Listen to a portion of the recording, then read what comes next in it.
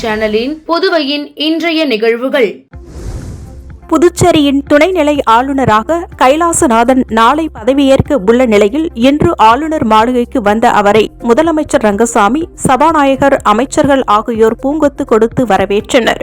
புதுச்சேரியில் பொறுப்பு துணைநிலை ஆளுநராக இருந்த CP ராதாகிருஷ்ணன் மகாராஷ்டிரா ஆளுநராக நியமனம் செய்யப்பட்டார். இதைத் தொடர்ந்து கடந்த 31ஆம் தேதி புதுச்சேரி பட்ஜெட் கூட்டத்தொடரில் உரையாற்றிய அவர் புதுச்சேரியில் இருந்து விடைபெற்று சென்றார். இந்நிலையில் புதுச்சேரி துணைநிலை ஆளுநராக நியமிக்கப்பட்ட கைலாசநாதன் நாளை பதவியேற்க உள்ள நிலையில் இன்று புதுச்சேரி துணைநிலை ஆளுநர் மாளிகை ராஜ்நிவாஸ் வந்தடைந்தார். அவருக்கு முதலமைச்சர் ரங்கசாமி, சபாநாயகர் செல்வம், அமைச்சர் நமச்சிவாயம் உள்ளிட்ட அமைச்சர்கள், சட்டமன்ற உறுப்பினர்கள், அதிகாரிகள் ஆகியோர் பூங்கொத்து கொடுத்து வரவேற்றனர்.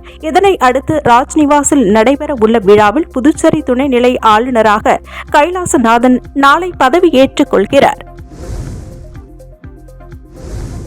புதுச்சேரியில் MBBS மாணவர்களுக்கான முதலாம் ஆண்டு தேர்வு ரத்து செய்யப்பட்ட நிலையில் அந்த தேர்வுகள் வரும் 14ஆம் தேதி தொடங்கும் என பல்கலைக்கழக நிர்வாகம் அறிவித்துள்ளது.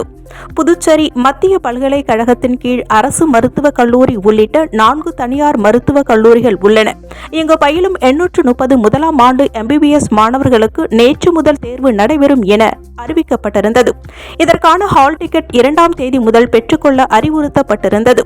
இதனிடையே இந்த தேர்வு நேற்று திடீரென ரத்து செய்யப்பட்டது.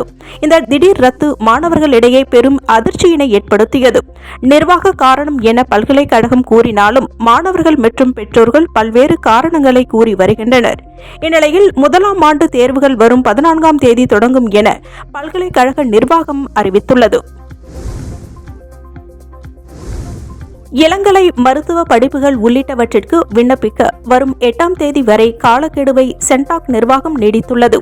சென்டாக் நிர்வாகம் இதுகுறித்து வெளியிட்டுள்ள செய்திக்குறிப்பில் MBBS, PDS, BA, MS, கால்நடை மருத்துவம் உள்ளிட்ட நீட் மதிப்பெண் அடிப்படையில் மாணவர் சேர்க்கைக்கு கடந்த ஜூலை 28ஆம் தேதி முதல் சென்டாக் இணையதளத்தில் விண்ணப்பங்கள் வரவேற்கப்பட்டன. அதன்படி மாணவ மாணவிகள் விண்ணப்பித்துள்ளனர். இந்நிலையில் விண்ணப்பிக்க இன்று இறுதி நாளாக சென்டாக் அறிவித்தது. மேலும் 1300க்கும் மேற்பட்டோர் வருவாய் சான்றிதழை சமர்ப்பிக்காமலும் உள்ளனர். ஆகவே அவர்களுக்கு மறு வாய்ப்பு அளிக்கும் வகையில் வரும் 8ஆம் தேதி வரை விண்ணப்பிக்கலாம் என சென்டாக் தரப்பில் அறிவிக்கப்பட்டுள்ளது. பழவேற்காடு கடலில் அத்துமீறி புதுச்சேரி மீனவர்கள் விசைப்படகில் வந்து தடை செய்யப்பட்ட மீன் வலைகளை பயன்படுத்தி மீன்பிடித்ததாக கூறப்பட்ட நிலையில் எங்களுக்கும் அதற்கும் எந்த சம்பந்தமும் இல்லை என புதுச்சேரி மீனவர்கள் தெரிவித்துள்ளனர். பழவேற்காடு கடலில் அத்துமீறி புதுச்சேரி மீனவர்கள் விசைப்படகில் வந்து தடை செய்யப்பட்ட மீன் வலைகளை பயன்படுத்தி மீன்பிடித்ததால் இரு தரப்பினருக்கும் இடையே மோதல் ஏற்பட்டது என்றும் இதனால் அங்கு பிரச்சினை ஏற்பட்டு பின்பு அதிகாரிகள் பேச்சுவார்த்தை நடைபெற்றது என தகவல் வெளியானது. இந்நிலையில் புதுச்சேரி மீனவர்கள் இதனை மறுத்துள்ளனர். இதுகுறித்து அவர்கள் கூறும்போது, அவங்க தெரிஞ்சு சொல்லாங்களா தெரியாம சொல்லாங்களா எனக்கு தெரியாது. எனக்கு தெரிஞ்ச வரைக்கும் இந்த தமிழக கடற்கரை ஓரமா, புதுச்சேரி கடற்கரை ஓரமா தொழில் பண்ற சுருக்கோலைகளிலேயே ஒழுக்கமா தொழில் பண்றவங்க புதுச்சேரியில் இருக்கிற புதுச்சேரி சுருக்கோலைக்காரங்க தான். அதை நான் முதல்ல ஆழமா பதிவு செஞ்சுக்கிறேன். அவங்க இந்த மாதிரி பிரச்சனை எப்பவுமே போறதே கிடையாது. ஆனா கடல்ல எங்க எது நடந்தாலும் கிட்ட போய் என்னாச்சுன்னு பார்க்கறது வழக்கம். ஏன்னா உயிர் பாதுகாப்பு முறைகள் நாங்கள் ரொம்ப முன்னிலைப்படுத்துவோம். அந்த அடிப்படையில் தான் எங்கள் போட்டு அங்கே ஓடி இருக்கு. ஓடி அங்கே நின்று பார்த்துருக்குறாங்க, பேசியிருக்கிறாங்க. அங்கேருந்து வந்த பெரியவங்க கிட்ட பேச்சுவார்த்தை நடந்திருக்கு. நீங்கள் போங்கன்னு சொல்லியிருக்கிறாங்க. அதுக்குள்ளே எல்லாத்தையும் அரசுமுறை கூட்டு வந்துட்டாங்க. ஆனால் அங்கேருந்து வர்ற செய்தி என்ன சொல்லுதுனாக்கா, புதுச்சேரி மீனவர்கள் வந்து எங்களை அடிச்சுட்டாங்க, காயப்படுத்திட்டாங்க, 10 பேரை அட்மிட் பண்ணிட்டாங்க. இந்த மாதிரி தவறான தகவலை சொல்லி எங்களை தேவையில்லாமல் அதில் உட்படுத்துகிறாங்க. அது நியாயமற்றது. அதை நாங்கள் வந்து இங்கேருந்து பார்க்குற பெரியவங்கன்ற மாதிரி அதை நாங்கள் முதல்ல வன்மையாக கண்டிக்கிறோம். அங்கே இருக்கிற அந்த பகுதியில் இருக்கிற செய்தியாளர்களும் சரி, சம்மந்தப்பட்டவங்களும் சரி, இந்த மாதிரி தவறான கருத்துக்களை வெளியிட்டு எங்களை மேலும் மேலும் இந்த பிரச்சனையை பெருசாக்கிறதுக்கான சில புள்ளூரிகள் இருப்பாங்க நாட்டில்.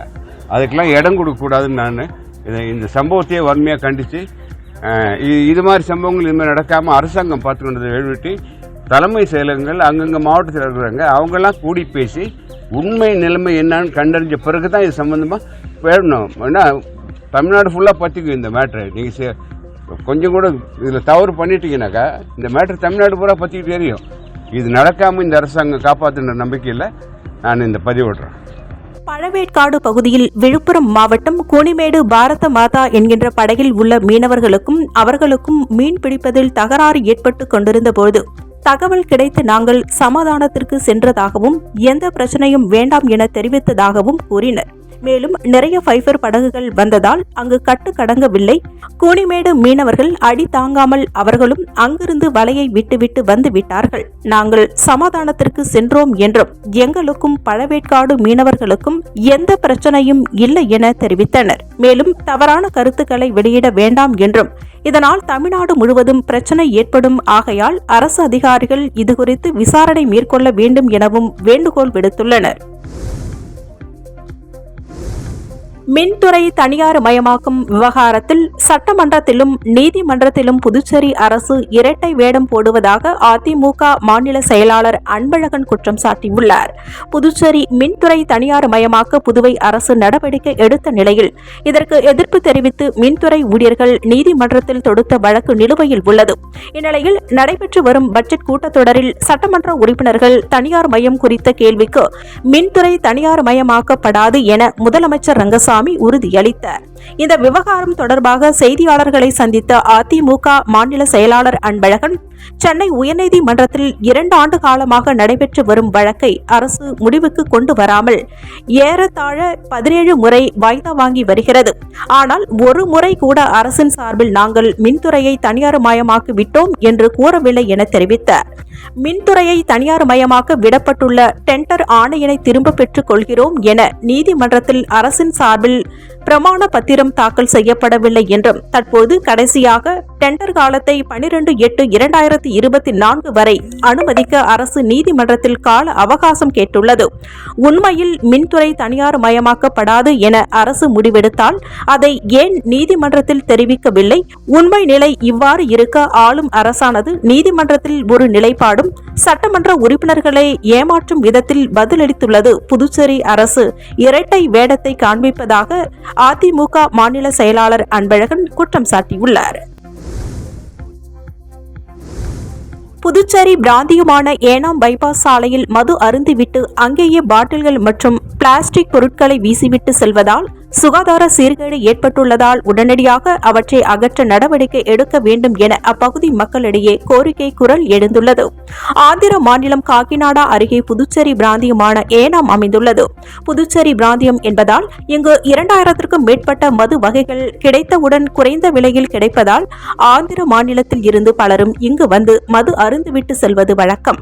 மேலும் ஏனாம் பைபாஸ் சாலையில் மது பிரியர்கள் மது அருந்துவிட்டு பிளாஸ்டிக் கவர்களை அங்கேயே வீசிவிட்டு செல்வதால் சுகாதார சீர்கேடு ஏற்படுகிறது. மேலும் இரவு நேரங்களில் 100க்கும் மேற்பட்டோர் இப்பகுதியில் மது அருந்துவதால் பாதுகாப்பற்ற சூழல் நிலவுகிறது. இதனால் அடிக்கடி அங்கு சண்டை சச்சரவுகள் நடைபெறுவதுடன் அடிக்கடி சாலை விபத்துகள் நடைபெறுகிறது. இது தொடர்பாக ஏனாம் நிர்வாகம் போர்க்கால அடிப்படையில் நடவடிக்கை எடுக்க வேண்டும் என அப்பகுதி மக்களிடையே கோரிக்கை குரல் எழுந்துள்ளது. புதுவை வெண்ணிலா நகரில் குடிநீருடன் கழிவுநீர் கலந்து வருவதால் பொதுமக்கள் அவதியடைந்தனர். புதுச்சேரி ராஜீவ்காந்தி சிக்னல் அருகே வெண்ணிலா நகர் அமைந்துள்ளது. இந்த பகுதியில் 1000க்கும் மேற்பட்ட குடும்பங்கள் வசித்து வருகின்றனர். இங்குள்ள வீடுகளில் கடந்த சில மாதங்களாக சுகாதாரமற்ற குடிநீர் விநியோகம் செய்யப்பட்டு வந்ததாக கூறப்படுகிறது. இதுகுறித்து அப்பகுதி பொதுமக்கள் பொதுப்பணித்துறைக்கு புகார் தெரிவித்தனர். இதனையடுத்து வீடுகளுக்கு இரும்பு குடிநீர் குழாய் இணைப்புகளுக்கு பதிலாக பிளாஸ்டிக் குழாய் மாற்றி அமைக்கப்பட்டது. இந்நிலையில் நேற்று முன்தினம் வெண்ணிலா நகர் பகுதியில் வீடுகளுக்கு விநியோகம் செய்யப்பட்ட குடிநீரில் கழிவுநீர் கலந்து வந்தது. இதை கண்டு பொதுமக்கள் அதிர்ச்சியடைந்தனர். இதுகுறித்து பொதுப்பணித்துறைக்கு புகார் தெரிவிக்கப்பட்டது. அதன் பேரில் அதிகாரிகள் அங்கு சென்று ஆய்வு நடத்தினர். கழிவுநீர் வாய்க்கால் பகுதியில் உள்ள இணைப்புகள் சேதமடைந்துள்ளதா என பள்ளம் தோண்டி ஆய்வு செய்து வருகின்றனர். இதுகுறித்து அப்பகுதியைச் சேர்ந்த பொதுமக்கள் கூறுகையில், வெண்ணிலா நகர் பகுதியில் கடந்த 3 மாதங்களுக்கு மேலாக குடிநீர் பிரச்சனை இருந்து வருகிறது. இந்த பகுதியில் விநியோகம் செய்யப்படும் குடிநீரில் உப்புத்தன்மை அதிகமாக உள்ளது. இந்த தண்ணீரை குடிப்பதால் குழந்தைகள் முதல் பெரியவர்கள் வரை அனைவருக்கும் வாந்தி, வயிற்றுப்போக்கு மற்றும் பல்வேறு உடல் உபாதைகள் ஏற்படுகிறது என்று தெரிவித்தனர். மேலும் கடந்த சில தினங்களாக குடிநீருடன் கழிவுநீர் கலந்து வருகிறது. அதில் துர்நாற்றம் வீசுவதால் அதனை பயன்படுத்த முடியவில்லை. வீடுகளுக்கு தேவையான குடிநீரை கொக்கு பார்க், சாரம் ஆகிய பகுதிகளில் இருந்து பிடித்து வந்து பயன்படுத்துகிறோம் என்றும், எங்கள் பகுதியில் குடிநீர் பிரச்சினைக்கு நிரந்தர தீர்வு காண சம்பந்தப்பட்ட துறை அதிகாரிகள் விரைவில் நடவடிக்கை எடுக்க வேண்டும் என தெரிவித்தனர்.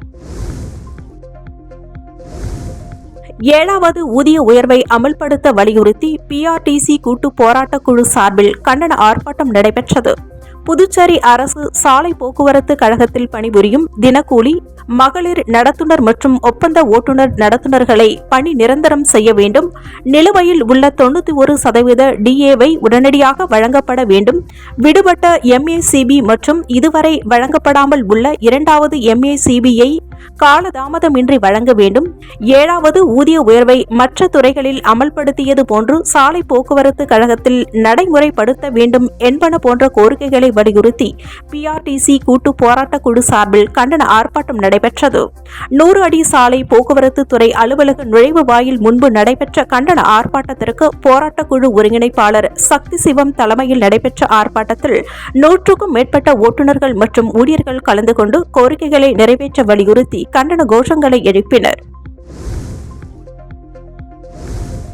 நகராட்சி மற்றும் கொம்யூன் பஞ்சாயத்து ஊழியர்களுக்கு புதுச்சேரி அரசே நேரடியாக சம்பளத்தை வழங்க வேண்டும் உட்பட 12 அம்ச கோரிக்கைகளை நிறைவேற்ற வலியுறுத்தி நகராட்சி ஊழியர்கள் கண்டன ஆர்ப்பாட்டத்தில் ஈடுபட்டனர். நகராட்சி மற்றும் கொம்யூன் பஞ்சாயத்து ஊழியர்களுக்கு சம்பளம் மற்றும் பென்ஷன்களை புதுச்சேரி அரசே நேரடியாக வழங்கிட வேண்டும். 2016ஆம் ஆண்டு அமுல்படுத்திய 7வது ஊதிய குழுவின் நிலுவைத் தொகை வழங்கிட வேண்டும். ஓய்வு பெற்ற ஊழியர்களுக்கு வழங்கப்பட வேண்டிய பணிக்கொடைகள் உடனடியாக வழங்க வேண்டும் என்பன போன்ற கோரிக்கைகளை வலியுறுத்தி புதுச்சேரி நகராட்சி மற்றும் கொம்யூன் பஞ்சாயத்து ஊழியர்களின் கூட்டு போராட்டக் குழு சார்பில் கண்டன ஆர்ப்பாட்டம் சட்டமன்றம் அருகே நடைபெற்றது. கூட்டு போராட்டக் குழு தலைவர் வேளாங்கண்ணி தாசன் தலைமையில் நடைபெற்ற இந்த ஆர்ப்பாட்டத்தில் சுமார் 300க்கும் மேற்பட்ட ஊழியர்கள் கலந்து கொண்டு கோரிக்கைகளை நிறைவேற்ற வலியுறுத்தி கண்டன கோஷங்களை எழுப்பினர். கிரிக்கெட் அசோசியேஷன் ஆஃப் பாண்டிச்சேரி சார்பில் பாண்டிச்சேரி பிரீமியர் லீக் போட்டி துவக்க விழா கோலாகலமாக நடைபெற்றது. இந்திய கிரிக்கெட் கட்டுப்பாட்டு வாரியம் பிரீமியர் போட்டி நடத்த அனுமதி அளித்துள்ளது. அதன் பேரில் கிரிக்கெட் அசோசியேஷன் ஆஃப் பாண்டிச்சேரி சார்பில் பாண்டிச்சேரி பிரீமியர் லீக் போட்டி துத்திப்பட்டு சீகம் ஸ்டேடியத்தில் நேற்று 5ஆம் தேதி துவங்கி வரும் 23ஆம் தேதி வரை நடைபெறுகிறது. இதில் 6 அணிகள் பங்கு பெறுகின்றன. போட்டிகளை கிரிக்கெட் அசோசியேஷன் ஆஃப் பாண்டிச்சேரி கௌரவ தலைவர் தாமோதரன் தொடங்கி வைத்தார். முதல் நாளில் 2 போட்டிகள் நடைபெற்றது. இந்த போட்டியினை காண 3500க்கும் மேற்பட்ட ரசிகர்கள் திரளாக கலந்து கொண்டு பார்த்து ரசித்தனர். புதுச்சேரி வரலாற்றில் ஒரே இடத்தில் நடக்கும் விளையாட்டு போட்டியில் இத்தகைய ரசிகர்கள் திரளாக வருவது இதுவே முதல் முறையாகும் என்பது குறிப்பிடத்தக்கது. நாட்டின் 78வது சுதந்திர தினத்தையொட்டி சுதந்திர போராட்ட வீரர்களை நினைவு கூறும் வகையில் பாஜக சார்பில் காரைக்காலில் வாகன பேரணி நடைபெற உள்ளதாக பாஜக மாநில பொதுச் செயலாளர் மௌலிதேவன் தெரிவித்துள்ளார். நாட்டின் 78வது சுதந்திர தினத்தை கொண்டாடுவது தொடர்பாக காரைக்காலில் பாஜக நிர்வாகிகள் ஆலோசனைக் கூட்டம் நடைபெற்றது. பாஜக மாநில தலைவர் ராஜசேகரன் தலைமையில் நடைபெற்ற கூட்டத்தில் சிறப்பு விருந்தினர்களாக மாநில பொதுச் செயலாளர் மௌலிதேவன் கலந்து கொண்டு சிறப்புரையாற்றினார். கூட்டத்தின் முடிவில் செய்தியாளர்களை சந்தித்த மௌலிதேவன், காரைக்கால் மாவட்டம் முழுவதும் உள்ள வீடுகளில் வணிக நிறுவனங்கள் உள்ளிட்டவற்றில் தேசிய கொடி ஏற்றுவது, மாவட்டத்தில் உள்ள தலைவர் சிலைகளை சுத்தம் செய்து மாலை அணிவித்து மரியாதை செய்வது என முடிவெடுக்கப்பட்டதாகவும், ஆகஸ்ட் 15ஆம் தேதியன்று வாகன பேரணி ஒன்று நடத்த இருப்பதாகவும், இப்பேரணி கோட்டுச்சேரியில் இருந்து திருப்பட்டினம் காந்தி பூங்கா வரையில் நடைபெற இருப்பதாகவும் தெரிவித்தார். புதுச்சேரியில் மிகவும் பிரசித்தி பெற்ற வில்லியனூர் கோகிலாம்பிகை சமேத திருக்காமேஸ்வரர் கோவிலில் ஆடிப்பூர தேரோட்டம் வெகு விமர்சையாக நடைபெற்றது. புதுச்சேரியில் மிகவும் பிரசித்தி பெற்ற வில்லியனூர் கோகிலாம்பிகை சமேத திருக்காமேஸ்வரர் கோவிலில் ஆடிப்பூர திருவிழா கடந்த 29ஆம் தேதி கொடியேற்றத்துடன் தொடங்கியது. நாள்தோறும் சிறப்பு அபிஷேகம், சிறப்பு வாகனங்களில் சுவாமி திரு வீதி உலா நடைபெற்று வந்தது. இந்நிலையில் ஆடிப்பூர திருவிழாவின் முக்கிய நிகழ்ச்சியான திரு தேரோட்டம் இன்று வெகு விமர்சையாக நடைபெற்றது. அலங்கரிக்கப்பட்ட தேரில் சுவாமிகள் வைக்கப்பட்டு திரு தேரோட்டம் நடைபெற்றது.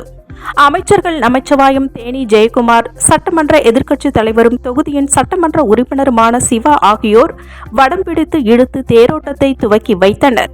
இதில் சுற்று வட்டார கிராமங்களைச் சேர்ந்த ஏராளமான பக்தர்கள் மற்றும் பள்ளி மாணவர்கள் கலந்து கொண்டு தேரை இழுத்து சுவாமி தரிசனம் செய்தனர். புதுச்சேரியில் மிகவும் பழமை வாய்ந்த நெல்லித்தோப்பு புனித விண்ணேற்பு அன்னை ஆலயத்தின் 173ஆம் ஆண்டு பெருவிழா கொடியேற்றத்துடன் தொடங்கியது. புதுச்சேரி மாநிலம் நெல்லித்தோப்பில் பழமை வாய்ந்த புனித விண்ணேற்பு அன்னை ஆலயம் அமைந்துள்ளது. இந்த ஆலயத்தின் 173வது ஆண்டு பெருவிழா கொடியேற்றத்துடன் தொடங்கியது. முகையூர் ஆயர் நாயகம் சிறப்பு திருப்பலி நடத்தினர். தொடர்ந்து கொடி தேவாலயம் சுற்று வட்டார பகுதிகளில் ஊர்வலமாக வந்ததை தொடர்ந்து கொடி மரத்தில் கொடி ஏற்றப்பட்டது.